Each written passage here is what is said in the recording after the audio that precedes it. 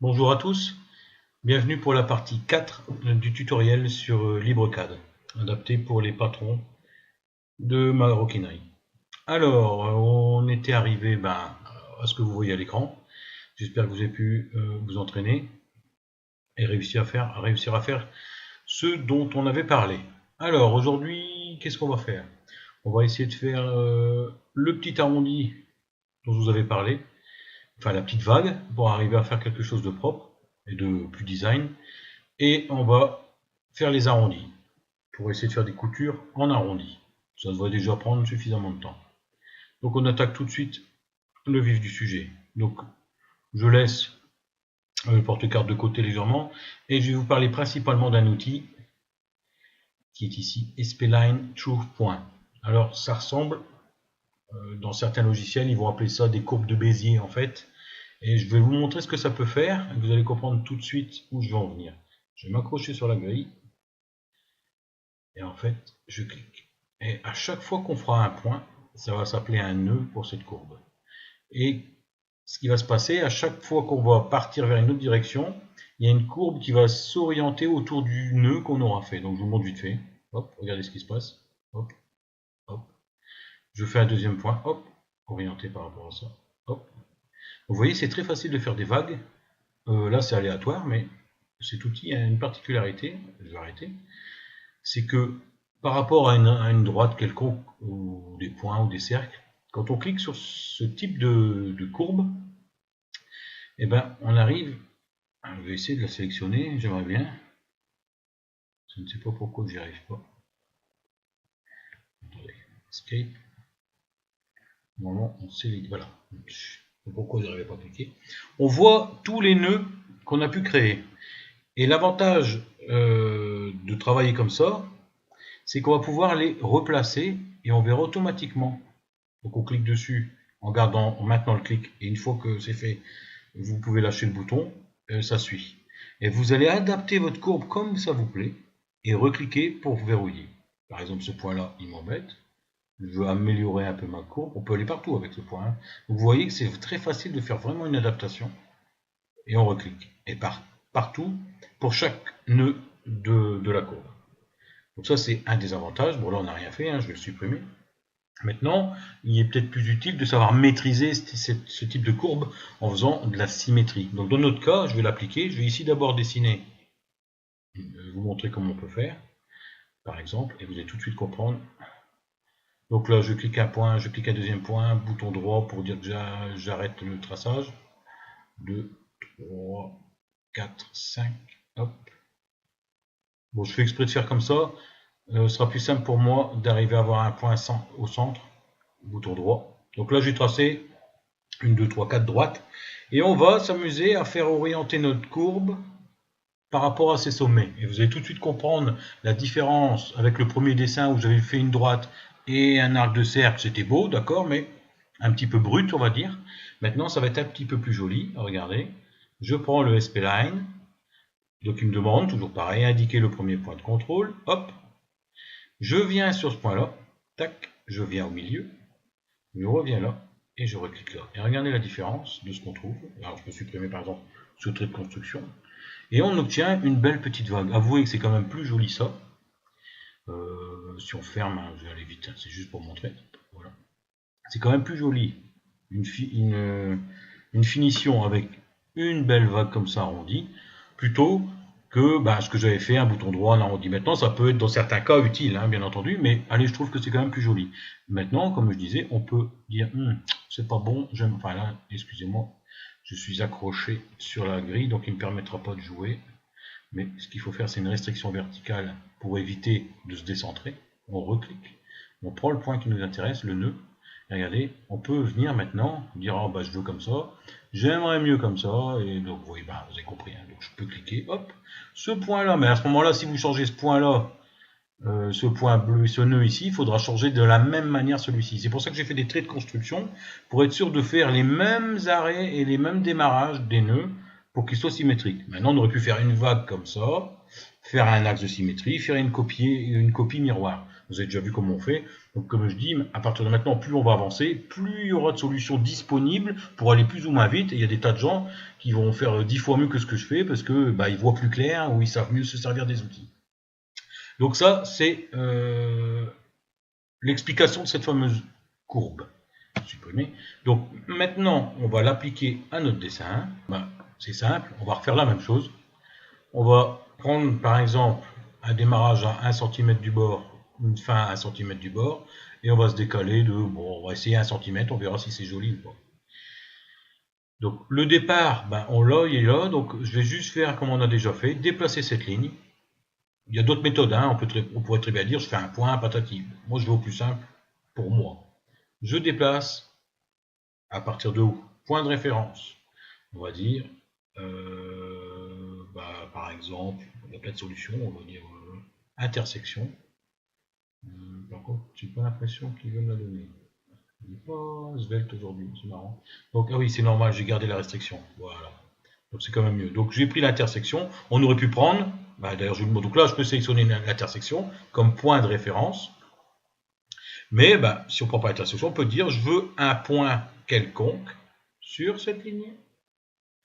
Il va aller sur les lignes, hein, mais bon là c'est celle-là qui m'intéresse, puisqu'on va la déplacer. Donc, admettons, je garde cette restriction. Tac. À partir de ce point-là, on a dit qu'on voulait se mettre à, donc arrobase, c'est une relative, à se déplacer de 1 cm vers la droite, donc ce sera 10 mm, virgule, ça c'est connu, 0, je monte pas, je descends pas, enter, je garde l'original, bien entendu, on va pas foutre en l'air notre dessin, hop, escape, j'ai mon premier trait de construction. Donc, comme tout à l'heure, on va partir de cette intersection qui existe déjà, même si ce trait-là ne nous servira plus. On va aller à cette intersection-là, on va se promener ici quelque part en milieu et revenir ici. Donc, pareil pour là, je déplace, copier, cette fois-ci un point sur la droite, j'ai gardé ma restriction, hein, donc on s'en sert. Hop. Par rapport à ce point-là en relatif, hop, je vais à gauche, donc c'est moins, n'oubliez pas, moins, on a dit 10, virgule 0, ni en bas ni en haut, hop, je garde l'original, hop, mon trait de construction est fait, très rapide. Voilà, donc on a déjà nos intersections ici. Maintenant, on veut descendre de 10, et voilà, on se sert de notre trait, je dis pas de bêtises. Pareil, je me déplace, copier, donc il y a d'autres méthodes, hein, mais bon, j'ai pas envie de me compliquer la vie. Qu'est-ce que je fais? Ni à droite ni à gauche, donc autrement dit 0, virgule, et je monte. Monter, c'est en positif, on a dit 1 cm. Ça fait peut-être beaucoup 1 cm.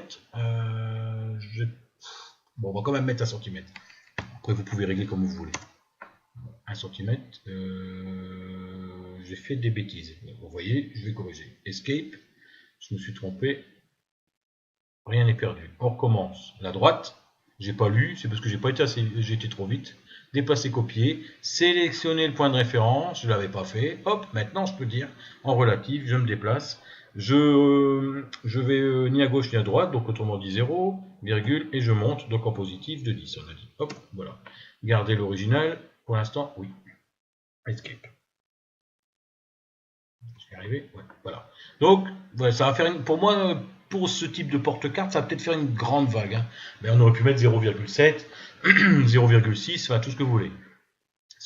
Là, je montre l'exemple. Hein. Donc, ouais, ça va être beaucoup quand même, ça va pas être beau. Mais bon, je le fais. On verra bien comment on s'en sort. Ce sera le moment ou jamais d'ailleurs de faire le déplacement comme je vous ai montré tout à l'heure. Autant en profiter. On prend l'outil Spline, on démarre. Alors là, restriction sur les intersections. On est où? Ici. Et on va aller là-bas. Donc, on démarre. Je prends le premier point. Je prends le deuxième point. Bon, ici, je dois m'accrocher au milieu. Comment on fait? On a déjà vu. Cette fois-ci, c'est plus l'intersection qu'on veut, ni un point sur la droite, mais on veut le milieu d'un objet. Et regardez, il me le donne. Tac. Maintenant, c'est fait. On s'en va et on va recommencer sur les intersections. Intersection, intersection. Escape, escape, escape. Bon, tout compte fait, c'est pas trop moche. C'est pas encore trop moche. Donc j'enlève maintenant mes traits de construction. Alors, ouais, on va faire comme ça. J'enlève mes traits de construction. Qui ne m'intéresse plus. Pas faire de bêtises, non. J'enlève mes traits de construction. Voilà, vous voyez, c'est très très rapide. On peut faire une sauvegarde de temps en temps, n'oubliez pas. C'est quand même bien plus joli. Alors, qu'est-ce qu'on fait? Soit on gardait nos traits et on mettait un trait de construction en plus, ou alors, eh ben, on a appris, hein, on déplace celui, soit par rapport à l'axe ici, et il va venir se positionner de l'autre côté proprement, soit on le déplace vers cette intersection-là et on fait un miroir. Vous voyez, il y a plein d'outils maintenant. Donc, le plus simple, c'est de faire un miroir. Donc, on sélectionne la courbe, enfin l'objet qu'on veut déplacer. Nous, on va faire un miroir. Donc, on cherche miroir. Il me demande le premier point de l'axe, ce sera le milieu du porte-carte. Donc, on prend la restriction milieu d'une droite, laquelle celle-ci. Deuxième point, il nous le demande. Deuxième point, regardez comme ça se place bien. Tac. Deuxième point au milieu de ça. Comme ça, on a vraiment un miroir. On garde l'original. OK. Escape. On supprime l'ancien trait qui n'a plus besoin. Supprimer. Et notre porte-carte avec une belle courbe est terminée. Là, maintenant, c'est fait. J'avais dit la semaine dernière, enfin lors de la dernière vidéo, qu'on prendrait tout de suite le modèle pour découper les cartes. Donc là, ça peut aller vite, hein, vous avez compris. On sélectionne ce qu'on a besoin. Dans ce cas-là, on aura, donc vous voyez bien tout ce que j'ai sélectionné. Sélectionner ça, ça et ça. Il va nous manquer les deux traits de côté, mais si je sélectionne ça en plus, on aura des trop grands traits. Donc le mieux, c'est de prendre ça. On sélectionne, on se dit se déplacer, copier. On dit le point de référence, ça va vite, hein. Le point de référence, eh ben, on va dire l'intersection ici. Et on va aller le placer quelque part sur le dessin, parce que bon là, il n'y a plus d'importance maintenant. Je vais me mettre sur la grille, mais bon, à la limite, c'est pas, même pas, on va même pas faire comme ça. On va dire restriction horizontale, comme ça on est sûr d'être au même niveau. Et on va se mettre où c'est propre. Tac. Garder l'original. Hop. Escape. Qu'est-ce que j'ai maintenant? La partie à découper qui va venir sur le fond du porte-carte. Ça, vous connaissez maintenant 2 points pour compléter ce qui nous manque. Là, je vais vite, hein. Hop, intersection. Non, là, il ne faut pas faire des bêtises, je vais trop vite, justement. On prend bout des droites, bout de l'objet. Il y en a un ici, regardez, il se met tout seul. On va même zoomer, hein, vous voyez bien, tac. On va zoomer proprement, comme ça vous verrez. Donc, l'outil que j'ai pris, c'est extrémité, tac. Regardez, il se met tout seul, tac. Donc, on peut tracer bien une droite, extrémité, extrémité. Bouton droit pour garder l'outil, mais arrêter de tracer. On fait la même chose ici, tac, tac. Bouton droit pour arrêter de tracer, escape pour quitter l'outil. Donc là j'ai bien quitté l'outil, on revient à notre zoom et on a bien, alors dans ce cas là bien entendu, cette couture là ne nous sert à rien, attendez que je dis pas de bêtises, non cette couture là ne nous sert à rien, cette couture là ne nous sert à rien, toc, je réduis un petit peu le zoom, donc là il n'y aura qu'un seul trou parce que comme on dit on sortait de la pochette avec un fil de couture qui va tenir les bords. Maintenant, vous n'êtes pas obligé de le faire. Maintenant, soit on refait la même chose, soit, vous connaissez miroir, on y va. Hein. Tac. Et on fait un miroir. Donc, j'ai tout sélectionné, vous connaissez. Hop, maintenant c'est vraiment du réchauffé. Hein. Je vous fais un miroir. Alors, il me demande, premier point de l'axe, on va essayer de faire symétrique. On en a un là, justement. On en profite. Vous, ici, centre de ce trait-là. Mais après, j'ai plus de points. Comment je fais? Soit on le met là, regardez, lui il s'en fout hein, quand on est ailleurs, c'est symétrique, lui c'est l'axe qui l'intéresse. Donc horizontal, je garde l'original, hop, escape, et qu'est-ce qu'on a? Eh bien notre patron est terminé. Et voilà, et vous voyez que j'ai exactement ce que je vous avais dit au départ. Donc on a tout fait point par point, il n'y a pas de magie. Donc maintenant, vous imprimez, et on va en parler d'ailleurs d'impression, parce que j'ai des personnes qui m'ont dit qu'ils avaient des petits soucis, qui m'ont dit qu'ils avaient des petits problèmes d'impression. La croix rouge là, c'est l'origine. Alors si je veux imprimer ce dessin là maintenant, qu'est-ce qu'on fait? Fichier, imprimer. Et il va démarrer l'impression. Vous choisissez votre imprimante, moi sur moi ici, il n'y a rien de relié. Et vous imprimez. Ça, c'est pour imprimer directement. Donc, c'est facile. Hein. Dans notre cas, on va peut-être adapter mieux. C'est ce que j'avais expliqué sur le forum. On va aller dans aperçu à ma impression. Et alors là, qu'est-ce que vous voyez? Le zoom, c'est pareil avec la roulette. Hein. Vous voyez votre feuille. Et vous voyez ici une échelle. Lui, automatiquement, il va remplir votre dessin dans la feuille. Mais donc l'échelle n'est pas respectée parce que nous, on veut 1 cm écran, enfin 1 cm dessiné, écrit, 1 cm imprimé. Donc, qu'est-ce qu'on va chercher? On va chercher le 1 sur 1. 1 sur 1. Voilà, Fixed, on le bloque bien. Fixed 1 sur 1. Et on voit quoi? On voit notre feuille. Alors, ça peut arriver que quand vous imprimez, il vous manque un bout de dessin. Si vous faites aperçu à vraie pression, vous allez vous retrouver comme ça en fait. Et c'est peut-être pour ça que ça ne va pas.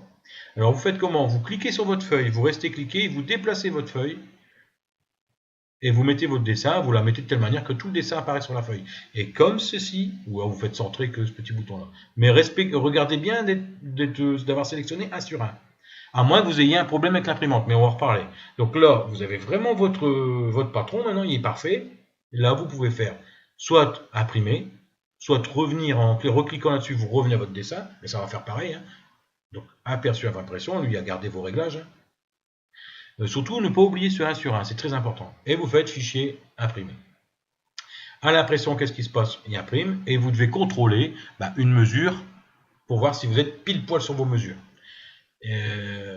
Alors le mieux de tout quand c'est comme ça, moi je m'amuse à dessiner, donc on va revenir sur l'édition, donc en recliquant, je m'amuse à dessiner, en plus de mon, vous l'avez peut-être déjà vu, je m'amuse à dessiner 2 points, je m'accroche sur une grille, j'enlève les restrictions, voilà, je me fais un point, et je vais où avec? Point suivant, arrobase, je dis, vaut mieux une grande valeur, comme ça on est sûr qu'il n'y a pas de déréglages sur les grandes longueurs, donc je vais à droite de 10 cm, attention, c'est 100,0. Je fais Enter, et là voilà. Et là-dessus, vous savez, vous avez un 10 cm, c'est rond, parce que des fois dans les plans qu'on fait, on se rappelle plus trop. Après, il faut mettre les mesures, on en parlera. Mais ici, on a vraiment 10 cm. Comme ça, dans l'aperçu à l'impression, on va regarder qui est sur notre feuille, parce que voilà. Et quand vous allez imprimer, ce trait-là, il doit faire exactement 10 cm. Sinon, il faudra régler l'échelle, et ça, on en reparlera. Alors, bon, donc ça c'est bon. Encore une petite chose dans laquelle je dois parler. On va revenir sur l'édition. Aujourd'hui, je vais un peu vite. Je clique. Donc là, on est sur l'édition. Il y a une chose que vous devez savoir. Quand on dessine avec LibreCAD, il dessine les traits au trait le plus fin possible. Ça veut dire que c'est un dessin, un truc. Si vous imprimez, vous allez avoir un trait très très fin et peut-être même pas fort visible. Je vais vous montrer une chose qui est importante, c'est qu'en dessin industriel, en général, on utilise des rotrings, souvent de l'encre ou des choses comme ça, avec des épaisseurs de mine ou de pointe de différentes épaisseurs. On peut choisir ça dans LibreCAD. Alors, ça ici, on va le changer tout de suite. D'ailleurs, je vais vous montrer. On sélectionne tout. Quand on a tout sélectionné, on s'en va dans Tools pour outils. Et là, il y a Modifier. Attribut. Et ça, c'est une nouvelle fenêtre qui apparaît. Les couleurs, on ne regarde pas. Et c'est ça qui va nous intéresser, la largeur. La largeur inchangée, ça veut dire la largeur de base. Pour vos dessins, après c'est à vous d'arranger, de regarder, de faire des essais. Moi en général, je choisis l'épaisseur, c'est réel, 0,5. Ça veut dire que c'est comme si je traçais avec un feutre ou un rotring ou un traceur à 0,5 mm d'épaisseur. Donc tous mes traits seront à 0,5. Regardez. Je clique et je dis OK. Maintenant c'est fait. Donc c'est peut-être pas facile à voir, mais on le verra ici. Regardez. Par rapport à avant où j'avais un trait simple, maintenant on voit vraiment une épaisseur. Et ça, quand vous allez imprimer, ça sera quand même beaucoup plus propre sur votre dessin. Pour la pointe, pour la laine ronde, ce sera plus facile aussi parce que le trou sera moins grand. Pour repérer vos traits, ce sera plus facile aussi. Parce que moi, je découpe mon papier et je scotche avec du papier pour isoler les murs quand vous mettez en peinture, donc on voit en transparence. Mais si c'est tracé trop fin, je ne vois pas en transparence. Donc en mettant 0,5, c'est une bonne valeur pour obtenir mes traits, en fait, et ce sont suffisamment visibles. Ce que vous pouvez encore faire avec ces histoires d'attributs, je vous montre, parce que dans notre cas ici, c'est important de le savoir. On peut cliquer, excusez-moi, hop, on peut cliquer, j'ai des problèmes ce soir, je ne sais pas pourquoi, mais pour sélectionner, je sais pas ce qui se passe. J'ai des problèmes de sélection, peut-être qu'il faudra que, je ne sais pas pourquoi j'arrive pas à sélectionner mes courbes. C'est pas grave, je perds un peu de temps, mais j'aurais peut-être dû redémarrer l'ordinateur avant de travailler. Mais normalement, voilà, c'est là du premier coup. On va sélectionner ces deux courbes, pareil, Tools, Modifier, Attribut, mais cette fois-ci, au lieu de changer la largeur, on va changer le type de trait. On va mettre des pointillés. Ok. Bon, alors c'est pas top visible, alors on peut peut-être rechanger de nouveau. Tools, vous voyez, on s'amuse, modifier, Attribut. J'ai été encore une fois trop vite. Modifier. Attribut. Ah ben, les a pu sélectionner. C'est peut-être moi qui étais trop vite alors.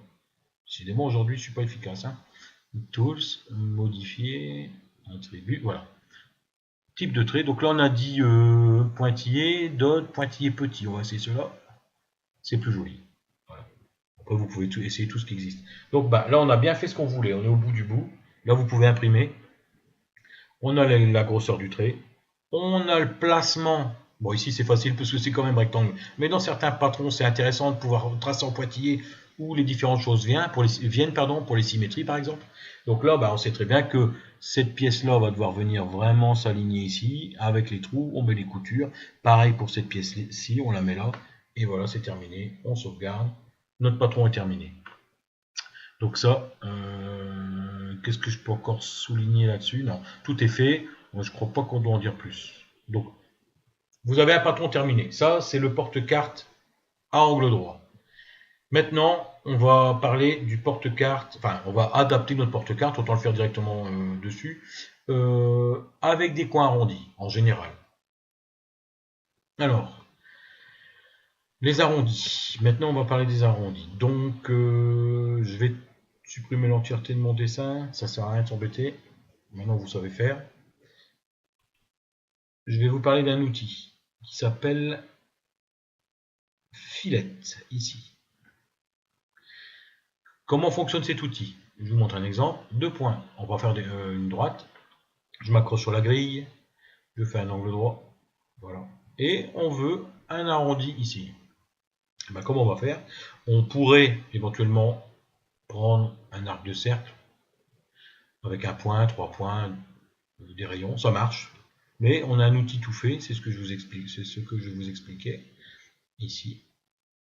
Fillet. On clique sur le filet. Il nous demande, donc bien renseigné avant, c'est un petit peu comme les cercles, il nous demande le rayon. Dans mon cas, j'avais déjà réglé, on va faire 10 mm. Donc, ce sera un arc de cercle ici de 10 mm.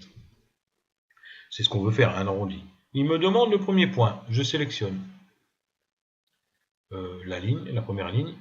Et regardez ce qui se passe. On dirait qu'il y a une espèce d'arc qui apparaît quand je promène. Et il me demande deuxième objet. Deuxième objet, c'est elle. Regardez ce qui se passe quand je me mets sur elle. Je clique. Et automatiquement, qu'est-ce qui s'est passé? Il a créé, il a coupé ma droite, vous voyez. Il a coupé l'autre. Et il a créé un arc de cercle. Avec un centre. Aussi simple que ça. On applique ça à notre rectangle. Rectangle. Sur la grille. Hop, je trace un rectangle. Je me demande même si je suis pas en train de vous dire des bêtises. Est-ce qu'il existerait un rectangle avec des arrondis? Non. Donc voilà. Pareil. On prend l'outil. L'outil s'appelle Fillet. Ici. On reste à 10. Hein, t'en faire à 10. Premier objet. Deuxième objet. Premier objet. Deuxième objet. Premier objet. Deuxième objet. Premier objet. Deuxième objet. Attention, ici c'est un cas particulier. C'est un rectangle. Ça veut dire que si je sélectionne, il prend tout. Pour plus tard, si vous avez besoin d'aller sélectionner des points particuliers, vous allez devoir faire ce qu'on a déjà vu. Une sélection. L'outil explode. Et là, maintenant, vous pouvez sélectionner chaque objet de votre dessin. Vous voyez. Donc si vous voulez partir de ce point-là, et ça va nous servir pour les coutures. Ou de ce point-là, bah maintenant, comme j'ai fait explode, il m'a tout séparé, enfin il m'a séparé l'entièreté de mon dessin en objets différents. Voilà. Donc maintenant vous savez faire les arrondis très vite. Donc je vais arrêter pour aujourd'hui parce que ça va me faire une vidéo un peu trop longue. Dans la partie 5, ce sera peut-être la dernière. On verra peut-être après s'il y a des questions. On va tracer. Cette fois-ci, ce ne sera pas directement les coutures. On va tracer d'abord le trait qui va conduire nos coutures, parce que comme on a un arrondi, c'est un petit peu spécial. Donc je vous explique, je vous mets l'eau à la bouche. On va tracer, donc moi c'était à 3,5, ça c'est selon ce que vous aimez. On va retracer tout compte fait le même rectangle à 3,5. On va venir placer nos coutures dessus, ça vous savez faire.